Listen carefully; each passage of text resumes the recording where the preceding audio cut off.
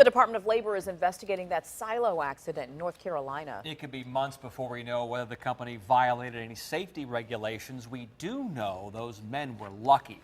The workers at Georgewood Farms fell into that silo yesterday, and it didn't take long for the grain to suck them down. At least two were buried up to their necks, and rescuing them was like trying to save someone from quicksand. 10 on your side's Erin Kelly has the unique way that rescuers got him out. Well, this is what they had inside. This is like corn kernels here. It was all the way up to their necks, and it happened behind me here in that middle grain bin. And the rescue workers we talked to today say it is a miracle that these men survived. But yesterday, as soon as the call came in, we were grabbing these and headed that way. This is what emergency workers say saved the lives of 5 men trapped inside a bin full of corn Monday. It was a race against time as they waited nearly 5 hours at the Camden County facility off Highway 343.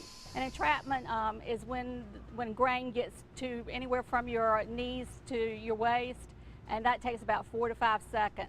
And an engulfment is when it's anywhere from your shoulders or above, and that takes about 15 to 20 seconds for that to happen. Christy Saunders with Camden County Emergency Management says a company donated the tubes last year, and emergency workers trained with them. And you would pull them together, latch them together.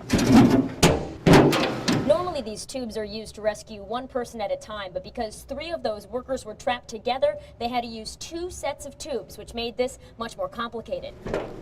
And after you get them in the tube, then you suction the corn out, or you get the corn out from around them, and as that corn comes down, they have a harness, you put a harness on them, and you're able to bring them up. Saunders says the odds of surviving something like that are slim.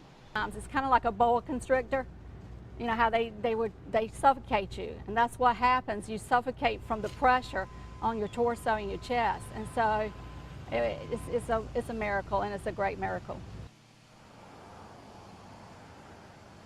And now, according to OSHA's website, there was a deadly accident here back in 1994. We tried to talk to people here about that and other questions that we had, but they asked us to leave their property. Now, the good news tonight is that all 5 of those men are okay. We understand one of them was still being checked out by doctors. Live in Camden County, Erin Kelly, 10 on your side.